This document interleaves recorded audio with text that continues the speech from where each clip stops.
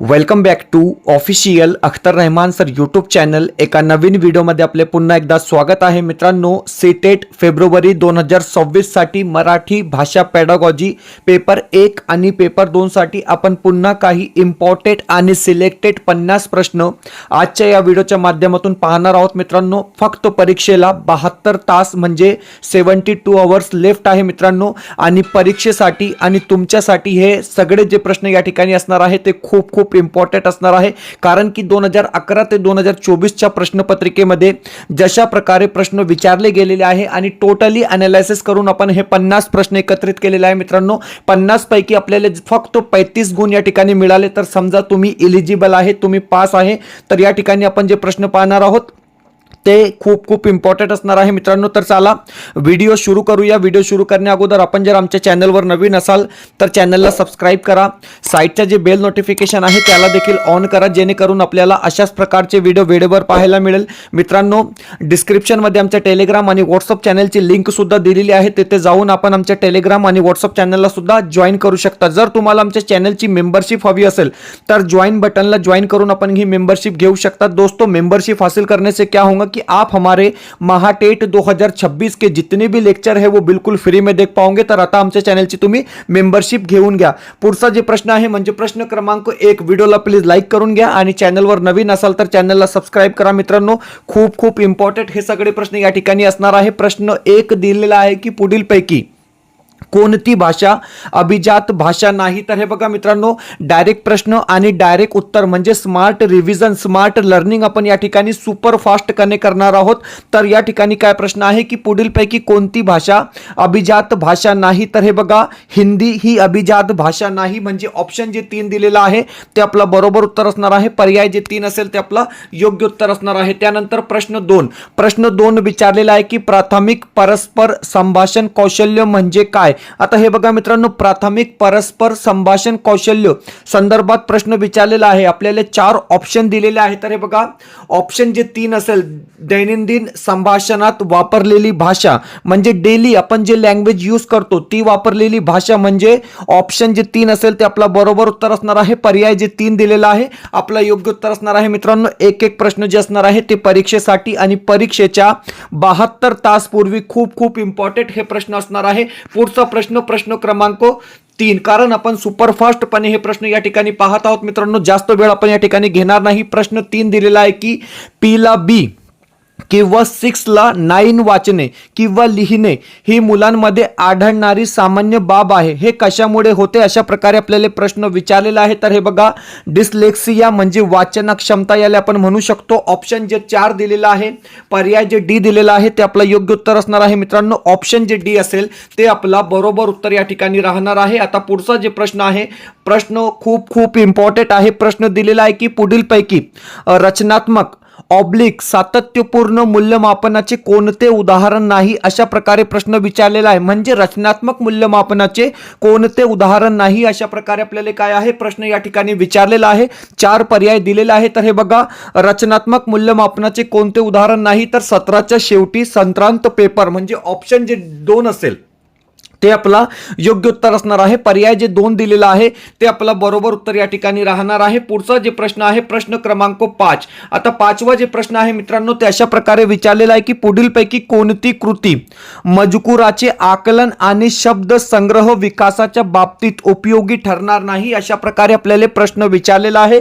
4 option आपल्याला दिलेले आहे मित्रांनो। प्रश्न वाचून घ्या, प्रश्न समजून घ्या आणि ऑप्शन सुद्धा या ठिकाणी तुम्ही पाहू शकतात की 12 खडी तक्ता हा आपला काय असणार आहे योग्य उत्तर असणार आहे। ऑप्शन जे 2 दिलेला आहे ते आपला बरोबर उत्तर या ठिकाणी राहणार आहे। पुढचा जे प्रश्न आहे प्रश्न क्रमांक 6 विचारलेला आहे की उत्पादक शब्द संग्रह म्हणजे काय। आता हे बघा, उत्पादक शब्द संग्रह म्हणजे काय अशा प्रकारे आपल्याला प्रश्न आहे मित्रांनो। सेम टू सेम प्रश्न आपण पाहत आहोत, कारण की जशा प्रकारचे प्रश्न तुम्हाला 7 तारखेला आणि 8 तारखेला परीक्षेमध्ये विचारले जाईल मित्रांनो, तशाच प्रकारचे प्रश्न आपण या ठिकाणी पाहत आहोत। तर हे बघा, उत्पादक शब्द संग्रह म्हणजे काय तर लेखनात आणि बोलण्यात वापरतो तो शब्द म्हणजे ऑप्शन जे 3 असेल ते आपला बरोबर उत्तर असणार आहे। हिंदीमध्ये सुद्धा तुम्हाला अशाच प्रकारचे प्रश्न असणार आहे मित्रांनो, कारण हिंदी आणि मराठी सिलेबस सेम आहे, फक्त भाषेच्या या ठिकाणी काय आहे मित्रांनो फरक असणार आहे। मतलब लिखने में और बोलने में जो शब्दों का, जो अल्फाजों का इस्तेमाल होता है उसको हम क्या कहेंगे, उत्पादक शब्द संग्रह कहेंगे.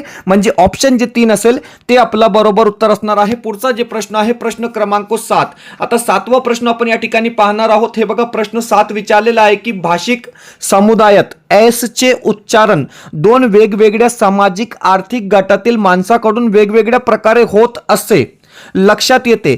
हे कशाचे उदाहरण आहे. आता हे बघा एस, कोई यस म्हणतो, कोई एस म्हणतो, अशा प्रकारे आपण एसचा उल्लेख या ठिकाणी करत आहोत. तर हे कशामुळे होत आहे, तर ऑप्शन जे एक असेल समाज भाषा वैज्ञानिक परिवर्तन, म्हणजे ऑप्शन जे एक असेल ते आपला योग्य उत्तर असणार आहे मित्रांनो. पर्याय जे एक दिलेला आहे ते आपला राईट आन्सर या ठिकाणी राहणार आहे. पुढचा जे प्रश्न आहे प्रश्न क्रमांक 8. 8वा प्रश्न विचारलेला आहे की पुढीलपैकी कोणते विधान भाषा आत्मसात तंत्र म्हणजे LAD चे योग्य विश्लेषण नाही, अशा प्रकारे आपल्याला प्रश्न आहे. म्हणजे काही प्रश्न तुम्हाला नेगेटिव्ह वे मध्ये सुद्धा विचारले जातात.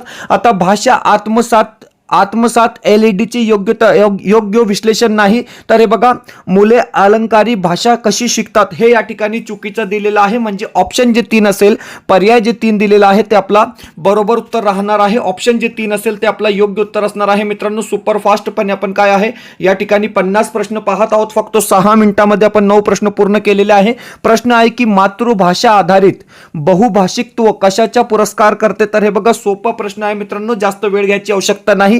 की मातृभाषा आधारित जी बहुभाषिकता असते ते कशाचा पुरस्कार करत असते, तर सर्व मुलांनी त्यांच्या शिक्षणाची सुरुवात मातृभाषेने करावी. म्हणजे ऑप्शन किंवा घरची जी भाषा आहे त्या भाषेने करावी. म्हणजे ऑप्शन जे एक असेल ते आपला बरोबर उत्तर असणार आहे. पर्याय जे एक दिलेला आहे ते आपला राईट आन्सर असणार आहे. प्रश्न क्रमांक 10. आता 10वा प्रश्न आहे की प्रत्येक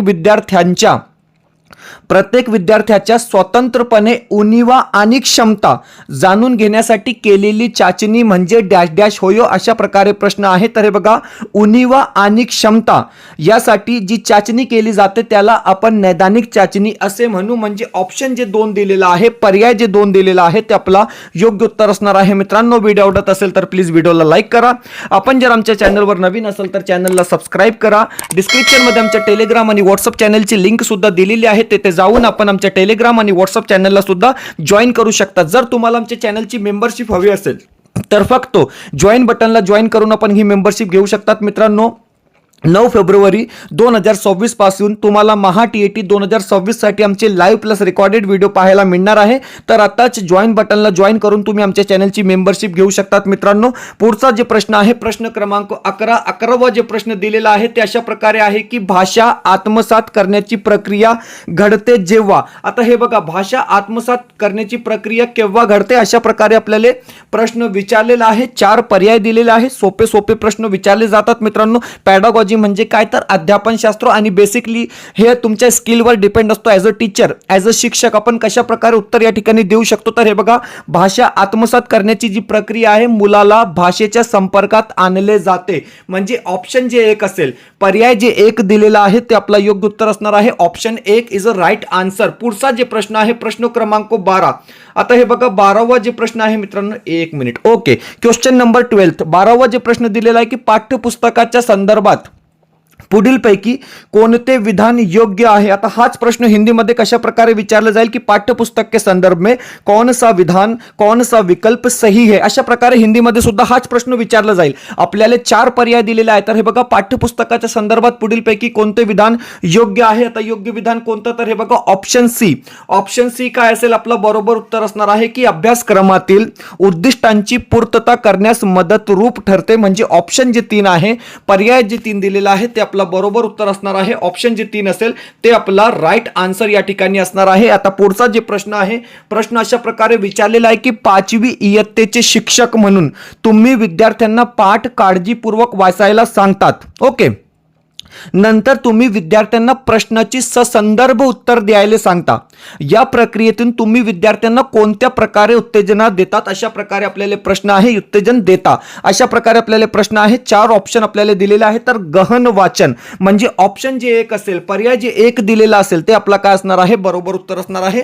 ऑप्शन जे एक असणार आहे मित्रांनो ते आपला काय असेल, तर राईट आन्सर या ठिकाणी राहणार आहे. आता पुढचा जे प्रश्न आहे, प्रश्न अशा प्रकारे विचारलेला आहे की वर्गात मातृभाषा वगळणे मतलब आपने क्या कर दिया, यहां से मातृभाषा को अलग कर दिया. हे पुढीलपैकी कोणत्या पद्धतीचे वैशिष्ट्य आहे, तर याला आपण डायरेक्ट मेथड किंवा थेट पद्धती असे म्हणू शकतो. म्हणजे ऑप्शन जे एक असेल, पर्याय जे एक दिलेला आहे ते आपला बरोबर उत्तर असणार आहे मित्रांनो. एकही प्रश्न यापेक्षा वेगळा तुम्हाला परीक्षेमध्ये विचारला जाणार नाही मित्रांनो, कारण 2011 ते 2024 चे प्रश्नपत्रिका तुम्ही पाहून घ्या. अशाच प्रकारचे प्रश्न तुम्हाला वारंवार परीक्षेमध्ये रिपीट झालेले आहे. पुढचा जे प्रश्न आहे प्रश्न क्रमांक 15. आता 15वा जे प्रश्न आहे ते अशा प्रकारे आहे की व्याकरण शिक्षणाची जी निगमन पद्धती आहे ती कोणत्या गोष्टी म्हणजे या गोष्टीचा पुरस्कार करते की आपण. आता निगमन पद्धती म्हणजे काय, तर नियम सांगावेत, आणि आगमन पद्धती म्हणजे प्रथम उदाहरण आणि नंतर ते एक्सप्लेन करते. म्हणजे निगमन पद्धती काय आहे, तर नियम सांगावेत, म्हणजे नियमवर जे डिपेंड असते त्याला आपण निगमन पद्धती असे म्हणतो. म्हणजे ऑप्शन जे आपला 3 असेल, पर्याय जे 3 दिलेला आहे ते बरोबर उत्तर असणार आहे. ऑप्शन जे 3 असेल ते आपला राईट आन्सर असणार आहे. पुढचा जे प्रश्न आहे प्रश्न क्रमांक 16 विचारलेला आहे की शिक्षिका वर्गात सामूहिक चर्चा आणि सौगंड्यासोबत चर्चा याचे वर्गात आयोजन करते. ती उच्चारण आणि स्पेलिंग याकडे फारसे लक्ष देत नाही. ती कोणत्या पद्धतीचा अवलंब करते, अशा प्रकारे आपल्याला प्रश्न विचारलेला आहे. 4 ऑप्शन दिलेले आहे मित्रांनो. प्रश्न मोठा आहे, प्रश्न वाचून घ्या, प्रश्न समजून घ्या. या ठिकाणी जे बरोबर उत्तर असणार आहे ते असणार आहे रचनात्मक. म्हणजे ऑप्शन जे एक असेल, पर्याय जे एक दिलेला आहे ते आपलं योग्य उत्तर असणार आहे. पुढचा जे प्रश्न आहे क्वेश्चन नंबर 17 म्हणजे 17वा प्रश्न विचारलेला आहे की भाषा मूल्यमापनाचे उद्दिष्ट म्हणजे. आता हे बघा, भाषा मूल्यमापनाचे उद्दिष्ट काय आहे, तर हे बघा विद्यार्थ्यांचे भाषा प्रभुत्व पाहणे. म्हणजे ऑप्शन जे डी असेल, ऑप्शन जे डी असेल किंवा पर्याय जे डी दिलेला आहे ते आपलं बरोबर उत्तर असणार आहे. Option 4 is a right answer. पुढचा जे प्रश्न आहे ते विचारलेला आहे की हे बघा, एक मिनिट, प्रश्न क्रमांक 18 दिलेला आहे की शैक्षणिक साधनांच्या उपयोगाचे उद्दिष्ट म्हणजे. आता हे बघा, शैक्षणिक साधनांच्या उपयोगाचे उद्दिष्ट म्हणजे काय, अशा प्रकारे आपल्याला प्रश्न विचारलेला आहे. 4 ऑप्शन्स दिलेले आहे आणि हे बघा विद्यार्थ्यांच्या शैक्षणिक कामगिरीत सुधारणा करणे. म्हणजे ऑप्शन जे 2 असेल, पर्याय जे 2 दिलेला आहे ते आपला योग्य उत्तर असणार आहे. ऑप्शन जो 2 होगा दोस्तों वो हमारा राइट आंसर यहाँ पर हो जाएगा. तो देखिए चौमस्की को लेकर बहुत ज्यादा क्वेश्चन आपको लैंग्वेज में पूछे जाते हैं. आप हिंदी की बात करेंगे दोस्तों, आप मराठी की बात करेंगे. मैं हिंदी को बीच बीच में इसलिए ला रहा हूं कि आपको बिल्कुल सेम टाइप के क्वेश्चन जो है वो देखने के लिए मिलेंगे. और मैक्सिमम बच्चों की जो भाषा 1 या भाषा 2 है वो हिंदी मराठी ही होंगी दोस्तों, हमको पता है. तो यहां पर प्रश्न आपको क्या पूछा गया है की चॉमस्कीच्या मते माणसांकडे भाषा विकसित करण्यासाठी डॅश डॅश हे असते. तर हे बघा जैविक कल असते. म्हणजे ऑप्शन जे 2 दिलेला आहे, पर्याय जे 2 दिलेला आहे ते आपला काय असणार आहे, बरोबर उत्तर असणार आहे. Option 2 is a right answer. पुढचा जे प्रश्न आहे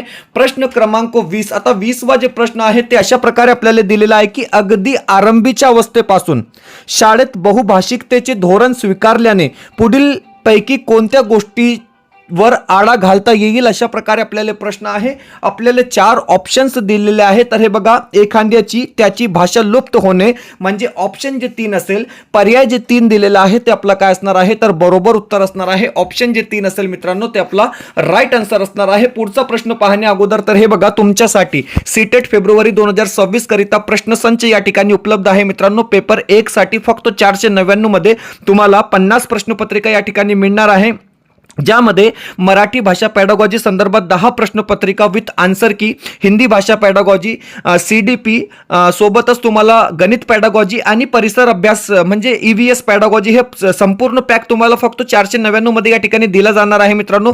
आणि परीक्षेच्या पूर्वी अशा प्रकारचा सराव करणे नित्यंत गरजेचे आहे, कारण कशा प्रकारचे प्रश्न परीक्षेमध्ये विचारले जातात मित्रांनो ते आपल्याला माहित पाहिजे. आणि हे संपूर्ण क्वेश्चन सेट जे आहे ते सीटेट फेब्रुवारी 2026 करिता आपण तयार केलेले आहे मित्रांनो. तर स्क्रीनमध्ये एक कॉन्टॅक्ट नंबर दिलेला आहे, या कॉन्टॅक्ट नंबरवर तुम्ही कॉन्टॅक्ट करून हे परचेस करू शकता. आणि जर तुम्हाला फक्त मराठी किंवा हिंदी किंवा कोणत्याही 1-2 विषयासाठी प्रश्नसंच हवे असेल तर सुद्धा तुम्ही ते परचेस करू शकता. ते स्क्रीनवर एक व्हॉट्सअप नंबर दिलेला आहे, कॉन्टॅक्ट नंबर दिलेला आहे, या नंबरवर कॉन्टॅक्ट करा मित्रांनो. म्हणजे प्रोसेस असा आहे की तुम्हाला स्क्रीन व्हॉट्सअपमध्ये हाय करावा आहे.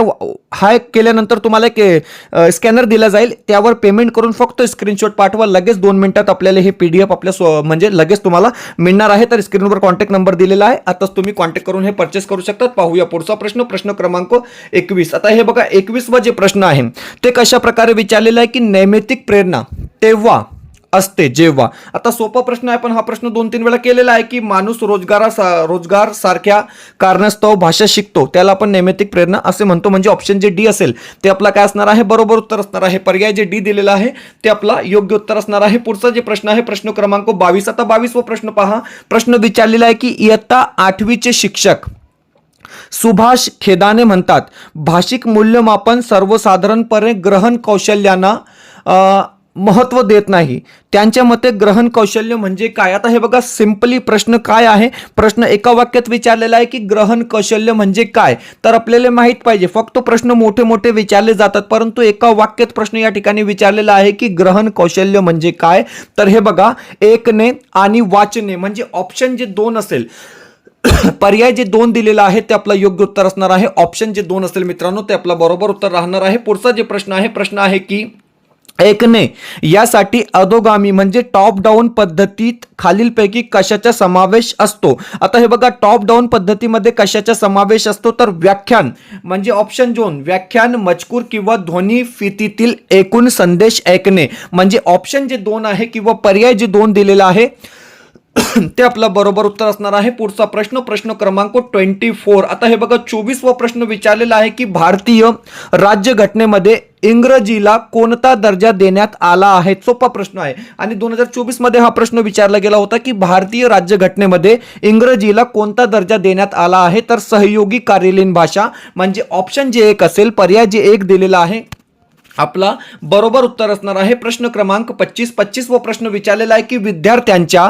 शिक्षणाच्या संदर्भातील प्रसंगाच्या सातत्यपूर्ण अहवाल म्हणजे डॅश डॅश होयो. संचिका संदर्भात प्रश्न या ठिकाणी विचारलेला आहे म्हणजे विद्यार्थ्यांच्या शिक्षणाच्या संदर्भातील प्रसंगाच्या सातत्यपूर्ण अहवाल म्हणजे पोर्टफोलिओ म्हणजे ऑप्शन जे डी असेल पर्याय जे डी दिलेला आहे ते आपला योग्य उत्तर असणार आहे. ऑप्शन जे 4 असेल ते आपला बरोबर उत्तर राहणार आहे. पुढचा जे प्रश्न आहे प्रश्न क्रमांक 26. आता प्रश्न क्रमांक 26 दिलेला आहे की कमिन्स आंतर अवलंबित्वाच्या सिद्धांतानुसार पुढीलपैकी कोणत्या गोष्टी एकमेकांवर अवलंबित असतात. अशा प्रकारे हा प्रश्न कमिन्स संदर्भात विचारलेला आहे. आपल्याला 4 ऑप्शन्स दिलेले आहे. ऑप्शन्स सुद्धा तुम्ही पाहून घ्या आणि प्रश्न काळजीपूर्वक वाचा कारण आपण स्मार्ट रिव्हिजन स्मार्ट लर्निंग आज सुपर फास्ट या ठिकाणी करत आहोत मित्रांनो. तर हे बघा प्रथम आणि द्वितीय भाषेत ज्ञानात्मक शैक्षणिक नैपुण्य म्हणजे ऑप्शन जे 2 असेल पर्याय जे 2 असेल ते आपला काय असणार आहे तर बरोबर उत्तर असणार आहे. Option 2 is a right answer. पुढचा जे प्रश्न आहे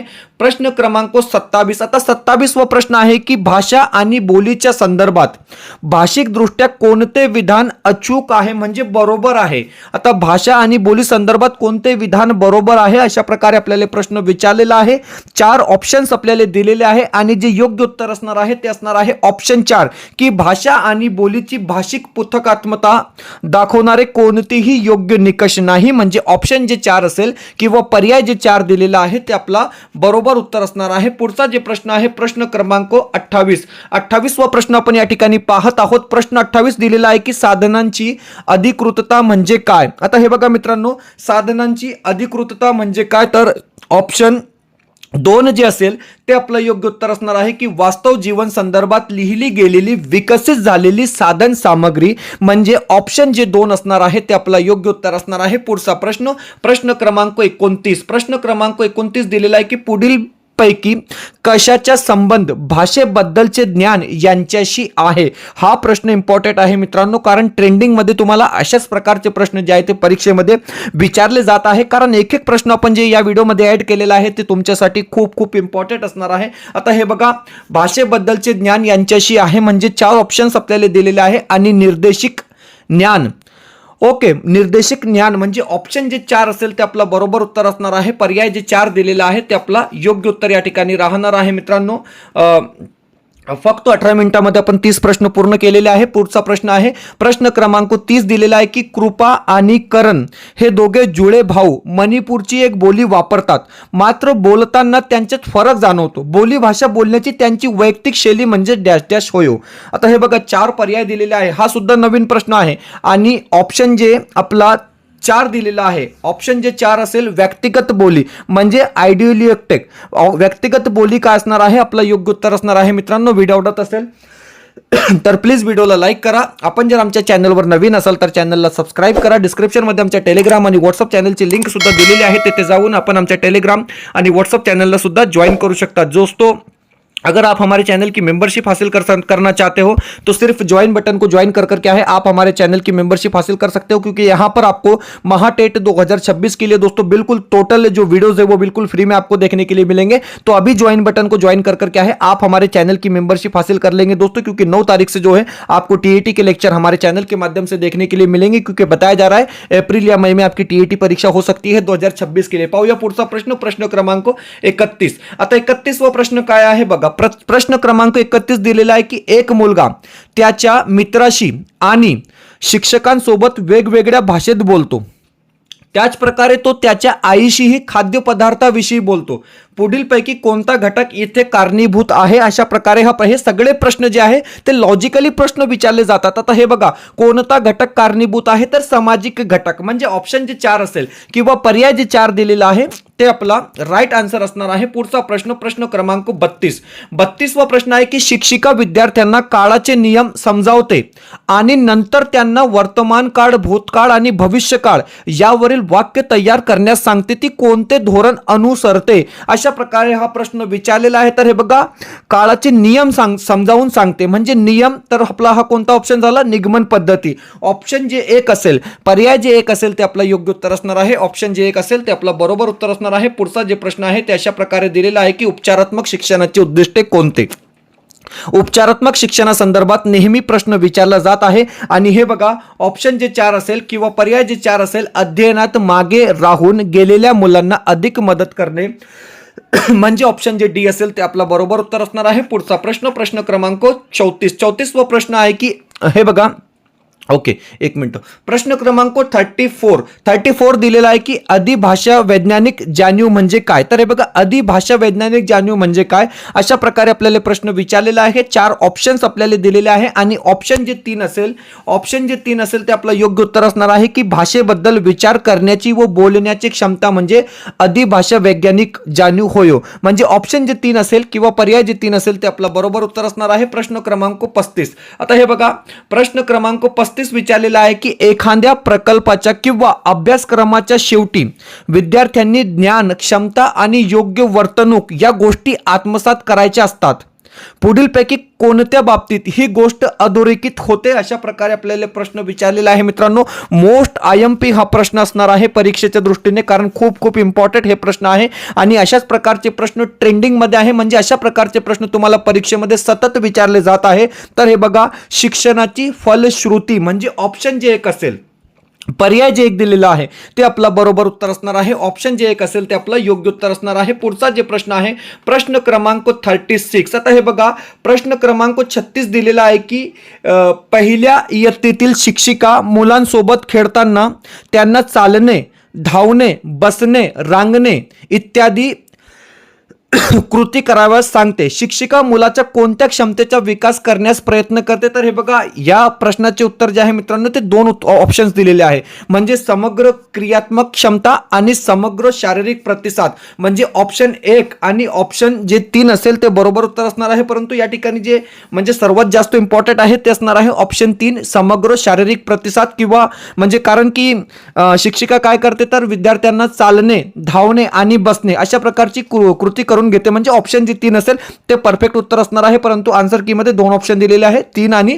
1. चला पुढचा प्रश्न, प्रश्न क्रमांक 37वा प्रश्न. हे बघा, क्वेश्चन नंबर 37 विचारलेला आहे की पुढीलपैकी कोणते विधान वायगोस्कीच्या भाषा विकास सिद्धांतावर आधारित आहे. आता वायगोस्की संदर्भात हा प्रश्न विचारला गेलेला आहे मित्रांनो. चॉमस्की, वायगोस्की, स्किनर या संदर्भात प्रश्न नेहमी भाषेमध्ये सुद्धा विचारले जातात. आता वायगोस्कीच्या भाषा विकास सिद्धांतावर आधारित आहे, तर सामाजिक संभाषणातून भाषा विकसित होते. म्हणजे समाज किंवा संस्कृती हा शब्द आला म्हणजे आपला उत्तर झाला. ऑप्शन जे 3 असेल, पर्याय जे 3 असेल ते आपलं बरोबर उत्तर असणार आहे. सामाजिक संभाषणातून भाषा विकसित होते. ऑप्शन जे 3 दिलेला आहे ते आपला योग्य उत्तर असणार आहे. पुढचा जे प्रश्न आहे, प्रश्न क्रमांक 38. आता हे बघा, 38वा प्रश्न कशा प्रकारे विचारलेला आहे की पहिल्या पिढीचे विद्यार्थी म्हणजे कोण. आता पहिल्या पिढीचे विद्यार्थी कोण, तर हे बघा, ऑप्शन जे 1 असेल पर्याय जे एक दिलेला आहे की शाळेत येणारा कुटुंबातील पहिला विद्यार्थी म्हणजे पहिल्या पिढीचा विद्यार्थी. ऑप्शन जे एक असेल, पर्याय जे एक दिलेला आहे ते आपलं योग्य उत्तर असणार आहे. पुढचा जे प्रश्न आहे क्वेश्चन नंबर 39, प्रश्न क्रमांक 39 दिलेला आहे की पुढीलपैकी कोणती बाब ही भाषा वर्गात मुद्रण समृद्ध वातावरणात समाविष्ट होते. अशा प्रकारे आपल्याला प्रश्न विचारलेला आहे आणि 4 ऑप्शन्स दिलेले आहे. मुद्रण समृद्ध वातावरणात समाविष्ट होते ती बाब कोणती, अशा प्रकारे हा प्रश्न आहे. 4 ऑप्शन्स आहेत. तर हे बघा, तक्ते, पोस्टर इत्यादी सामग्री वर्गात प्रदर्शित करणे म्हणजे ऑप्शन जे एक असेल किंवा पर्याय जे एक दिलेला आहे ते आपलं योग्य उत्तर असणार आहे. पुढचा जे प्रश्न आहे प्रश्न क्रमांक 40. आता 40वा प्रश्न आपल्याला विचारलेला आहे की लक्ष्य भाषा शिकवताना मुलाच्या मातृभाषेचा अडथळा उत्पन्न होऊ दिला जाणार नाही या पद्धतीला काय म्हणता येईल. पुन्हा तोच प्रश्न आलेला आहे मित्रांनो, कारण फक्त भाषा बदलून बदलून या ठिकाणी प्रश्न विचारले जातात आणि डायरेक्ट पद्धती म्हणजे थेट पद्धती, डायरेक्ट मेथड ऑप्शन जे एक असेल किंवा पर्याय जे एक दिलेला आहे ते आपलं योग्य उत्तर असणार आहे. ऑप्शन एक इज अ राईट आन्सर. हे बघा मित्रांनो, पेपर 1 नंतर पेपर 2 साठी सुद्धा तुमच्यासाठी प्रश्न संच अवेलेबल आहे. परीक्षेला फक्त 72 तास बाकी आहे आणि तुमच्यासाठी हे स्पेशल ऑफर आहे मित्रांनो. 399 मध्ये पेपर 2 साठी तुम्हाला 40 प्रश्नपत्रिका या ठिकाणी मिळणार आहे. मराठी भाषा पेडागॉजी इम्पॉर्टंट क्वेश्चन आहे मित्रांनो. 10 प्रश्नपत्रिका सगळ्या विषयासाठी आहे, म्हणजे मराठी भाषा पेडागॉजी 10 प्रश्न संच विथ उत्तर सूची, हिंदी भाषा pedagogy 10 question set with answer की, सीडीपी 10 प्रश्नसंच आणि एसएसटी 10 प्रश्नसंच विथ आन्सर की, म्हणजे हे 40 प्रश्नसंच आहे मित्रांनो. जवळपास 1500 इम्पॉर्टंट क्वेश्चन आहे, कारण यातले काही प्रश्न तुम्हाला परीक्षेत नक्की पाहायला मिळणार आहे मित्रांनो. आणि स्क्रीनवर एक व्हॉट्सअप नंबर दिलेला आहे, त्या नंबरवर व्हॉट्सअप करून तुम्ही हे परचेस करू शकतात परीक्षेच्या दृष्टीने. आणि तुमच्यासाठी खूप खूप इम्पॉर्टंट हे प्रत्येक प्रश्नसंच या ठिकाणी असणार आहे, कारण परीक्षेपूर्वी आपल्याला माहित पाहिजे की प्रश्नपत्रिका कशी असते, प्रश्न कशा प्रकारे विचारले जातात.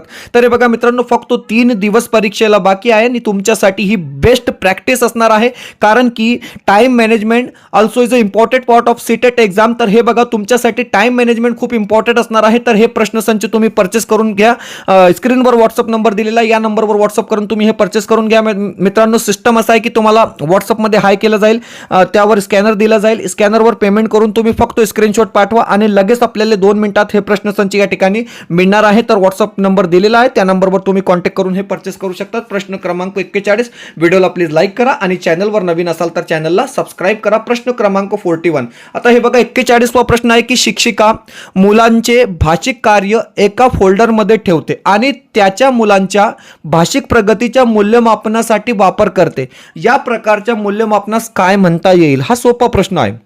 संचयिका आपण पाहिलेली आहोत, पोर्टफोलिओ म्हणजे मूल्यमापन, म्हणजे ऑप्शन जे डी असेल, पर्याय जे डी दिलेला आहे ते आपला बरोबर उत्तर असणार आहे. ऑप्शन जे डी असेल ते आपलं योग्य उत्तर असणार आहे. पुढचा जे प्रश्न आहे हा प्रश्न सुद्धा खूप खूप इम्पॉर्टंट असणार आहे की ओघवता म्हणजे काय. तर हे बघा, ओघवता म्हणजे काय, तर 4 ऑप्शन्स दिलेले आहे आणि जे ऑप्शन डी असेल, बोलणे, वाचणे आणि लिहिणे यातून स्वतःला समाधानकारकपणे व्यक्त करणे म्हणजे ऑप्शन डी जे असेल ते आपला बरोबर उत्तर असणार आहे. पुढचा जे प्रश्न आहे प्रश्न क्रमांक 43 वा प्रश्न विचारलेला आहे की समावेशी वर्गात शिकविताना भाषा शिक्षकाने काय करावे. आता हे बघा, समावेशी कक्षेसंदर्भात, समावेशी वर्गासंदर्भात आपल्याला प्रश्न विचारलेला आहे. तर भाषा शिक्षकांनी काय करावे, अशा प्रकारे हा प्रश्न आहे. ऑप्शन जे 2 असेल, वेगवेगळ्या अध्यापन पद्धतीचा वापर करून त्यांना शिक्षण प्रक्रियेत मदत करणे म्हणजे ऑप्शन जे 2 असेल ते आपला बरोबर उत्तर असणार आहे. पर्याय जे 2 दिलेला आहे ते आपलं योग्य उत्तर असणार आहे. Question number 44. हे बघा, प्रश्न क्रमांक 44 दिलेला आहे की भाषेचा पाठ शिकविताना शिक्षिका विज्ञान आणि सामाजिक शास्त्रातील पाठांचाही वापर करते आणि मुलांना तो वाचण्यास सांगते कारण त्यातील भाग भाषेशी संबंधित आहे. असे करणे म्हणजे काय. हा प्रश्न सुद्धा लॉजिकली प्रश्न आहे आणि खूप खूप इम्पॉर्टंट हा प्रश्न आहे. तर हे बघा, ऑप्शन दिलेले आहे आपल्याला आणि जे बरोबर उत्तर असणार आहे पाठ्यक्रम व्याप्त भाषा म्हणजे ऑप्शन जे 2 असेल, पर्याय जे 2 दिलेला आहे ते आपला बरोबर उत्तर असणार आहे. पुढचा जे प्रश्न आहे प्रश्न क्रमांक 45 वा प्रश्न आहे की विद्यार्थ्याच्या भाषा शिक्षणातील प्रगती पाहण्यासाठी खालीलपैकी कोणती बाब सर्वात महत्त्वाचा पुरावा ठरेल. चार ऑप्शन्स आपल्याला दिलेले आहे आणि प्रश्न जे दोन आहे, ऑप्शन जे दोन दिलेलं आहे ते आपलं बरोबर उत्तर असणार आहे की विद्यार्थ्यांनी वापरलेली मौखिक व लिखित भाषा, हा आपला काय असणार आहे, बरोबर उत्तर असणार आहे. मित्रांनो, व्हिडिओ आवडत असेल तर प्लीज व्हिडिओला लाईक करा, चॅनलवर नवीन असेल तर चॅनलला सबस्क्राईब करा. पुढचा प्रश्न क्रमांक 46. आता हे बघा, प्रश्न क्रमांक 46 विचारलेला आहे की गहन वाचनामुळे विद्यार्थ्यांमध्ये खालीलपैकी कोणत्या गोष्टीत रुची निर्माण होते. गहन वाचनामुळे विद्यार्थ्यांमध्ये खालीलपैकी कोणत्या गोष्टीत रुची निर्माण होते. आपल्याला चार ऑप्शन्स दिलेले आहेत. तर मजकूर आनंदासाठी वाचणे, म्हणजे ऑप्शन जे डी असेल, पर्याय जे डी दिलेला आहे ते आपला बरोबर उत्तर असणार आहे. प्रश्न क्रमांक 47 वा प्रश्न. हे बघा, 47 वा प्रश्न दिलेला आहे की खालीलपैकी कोणती बाब उत्पादक अभिगमाची निष्पत्ती नाही. अशा प्रकारे आपल्याला हा प्रश्न विचारलेला आहे. चार पर्याय या ठिकाणी सुद्धा दिलेले आहे आणि उत्पादक अभिगमाची निष्पत्ती नाही, तर ऑप्शन जे डी असेल ते आपलं योग्य उत्तर असणार आहे. ती उत्पादनावर आणि कल्पना निर्मितीवर केंद्रित असते, म्हणजे पर्याय जे डी दिलेला आहे ते आपला योग्य उत्तर असणार आहे. प्रश्न क्रमांक 48 दिलेला आहे की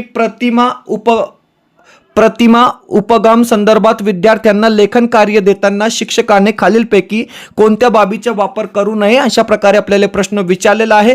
चार ऑप्शन्स दिलेले आहे, बुद्धिमंथन, श्रुत लेखन, आराखडा देणे, मुद्रित शोधन. तर हे बघा, श्रुत लेखन काय असणार आहे, आपला बरोबर उत्तर असणार आहे. ऑप्शन जे दोन दिलेला आहे ते आपला योग्य उत्तर असणार आहे. पुढचा जे प्रश्न आहे, प्रश्न क्रमांक 49. मित्रांनो, 50 पैकी फक्त 35 मार्काची आपण या ठिकाणी पासिंग ठेवलेली आहे, कारण 35 मार्क मिळणे तुम्हाला गरजेचे आहे. अशा प्रकारचे प्रश्न तुम्हाला परीक्षेमध्ये सुद्धा पाहायला मिळणार आहे. 35 मार्क म्हणजे 70%. ओके.